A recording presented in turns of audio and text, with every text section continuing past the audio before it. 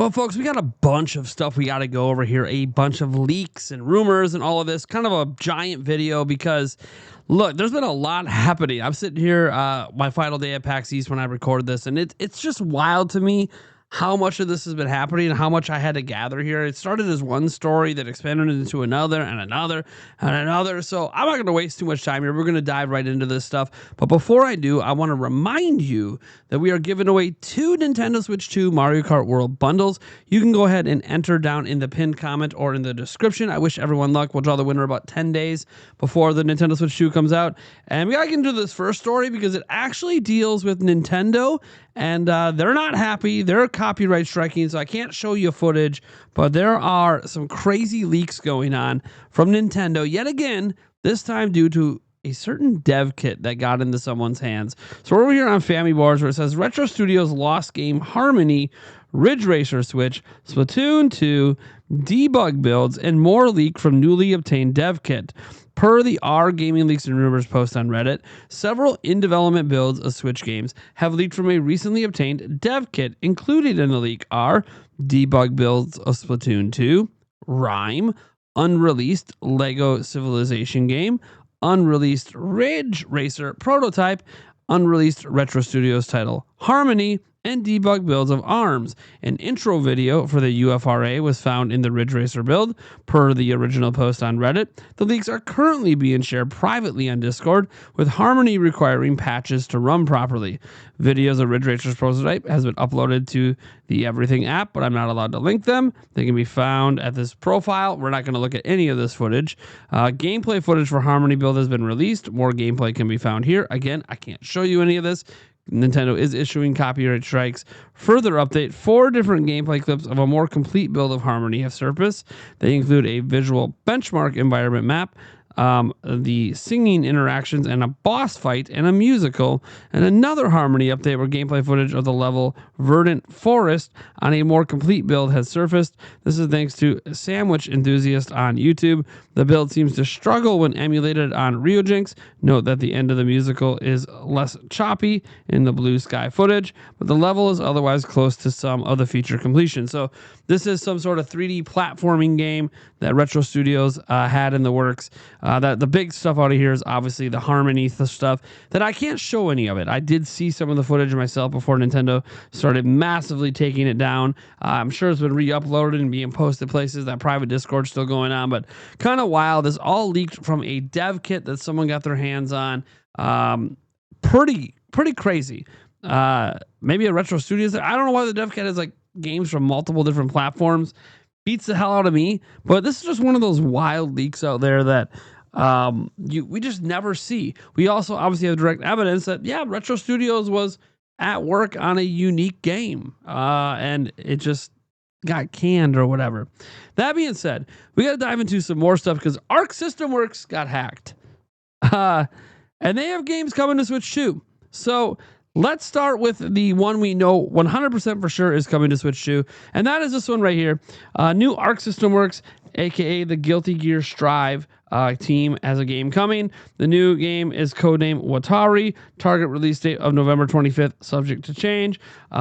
Engine, Unreal Engine 5.4. Platforms, Switch 2. It is a Switch 2 exclusive game. So that's wild that we have that just floating out in the ether.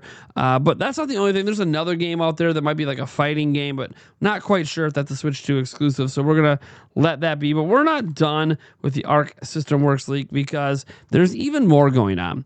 Right here, you'll see rumor. Leaked documentation from Arc System Works suggests the Nintendo Switch 2 was originally planned to hit the market in March of 2025.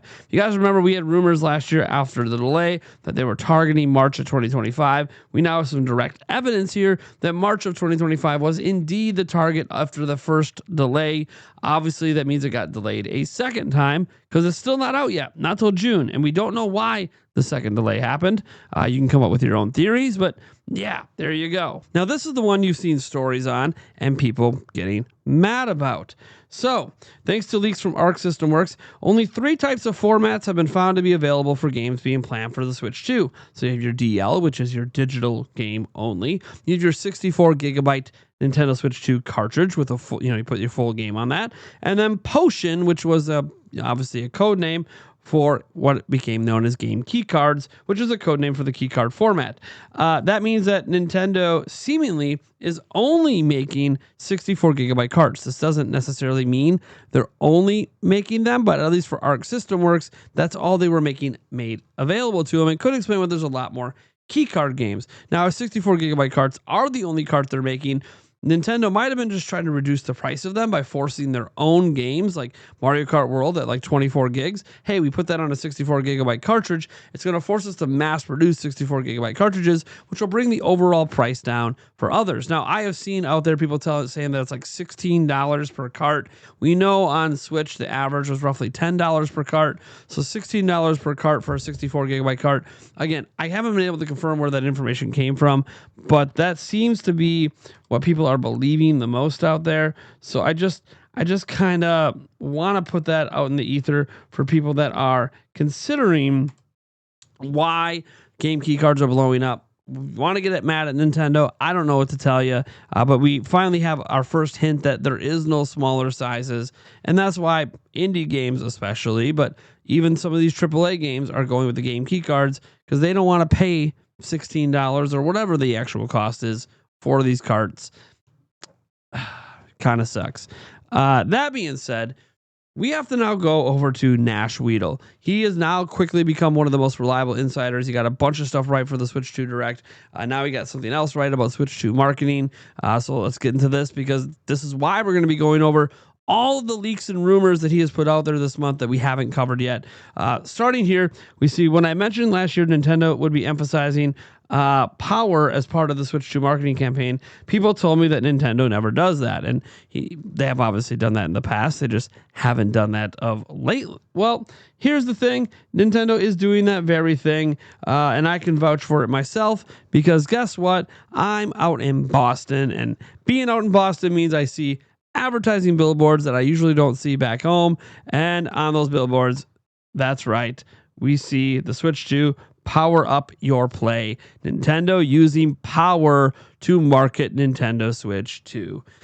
Yes, I did not think we would ever go back to the days of Nintendo. Now you're playing with power, but Nash Weedle was right yet again that is happening. So because Nash Weedle was right, and because he's been so right lately, we got to start going over all of the current things he is saying are going to happen. Now, this first one pertains to Bayonetta. So as we go down here, it says, after Kamiya's latest statements, I see that many people are discouraged by what Bayonetta could have continued to offer without his departure. I'm very clear that Nintendo is not going to abandon the saga, and we will see it in this new generation. So, okay, we're going to see some more Bayonetta. But this person says, do you still stand by your statement that we will get a Switch 2 version of the trilogy? And he says sí, which is Spanish for yes. So there you go. That's awesome. A Switch 2 version of the Bayonetta trilogy would be great. Obviously, the Bayonetta series continuing would be great. But what about new games? All right. Obviously, saying that there will be something new is cool, but we'll have to wait and see. What we don't have to wait and see is on a third-party game, because here we go. The new Mafia looks great. Another great game is coming for only €49.95 on PS5 and Xbox. You go down there. Is this possibly going to be coming to Switch 2? Yes. So there it is. He's saying that Mafia the Old Country is going to be coming to Nintendo Switch 2. So the guy's just, okay, cool. I don't know who his sources are, but he does seem to be connected. And this last one is actually maybe the best news because this has to do with accessibility, and I'm all about that accessibility game. So let's just dive in here. It says, Leak Express, Nintendo is preparing a new controller whose main feature is that it is transformable. You can exchange the sticks, the buttons, or even add a trackball. The concept is reminiscent of the PlayStation Access controller, but with expanded options and ergonomics. Now, I don't know if this is like an AI-made thing here, or I think it's probably AI, but it could be something else. That's not what the actual controller looks like. It's just an example to have an image for his post. But I'm all for accessibility controllers. Obviously, people might like maybe, you want to use a trackball and you don't have those kind of issues. You think it's better. Cool. I love this. Anytime companies make certain accessibility options available. It just allows more people to game and play games they maybe otherwise could not have. So I really want that to be true. I hope that it is true, even if it's a controller that I might not personally care about. It's still a controller that you guys might care about, and hopefully Nintendo can find a way to make it affordable. One of the big things with these accessibility controllers and the accessibility options from like Xbox and PlayStation, as awesome as those accessibility options can be, they often are very expensive. And that's one of the big barriers to getting it into people's hands. So if Nintendo's doing this, hopefully they found a way to make it within the realm of possibility. Like $200 or less would be great. $200, cool. Especially when you start to look at how expensive it is for most accessibility options out there. But we'll have to wait and see. I'm probably going to buy the modules individually as well, and that could be expensive. So I don't know. I just think it's good that Nintendo's doing it at all. And there you go. That's a bunch of the leaks and rumors out there. I told you there was a lot of them. Not giving a lot of opinions in this video because in the end, look, I have another video I have to shoot. And this one is, well, I'm on a time crunch, right? We're only at the hotel for so long before we got to worry about travel arrangements. So thank you guys for being here. I will catch you in the next video, which will also be recorded here. But, you know, it'll be about like a news roundup kind of stuff like we normally do. All right, guys, I'll catch you then.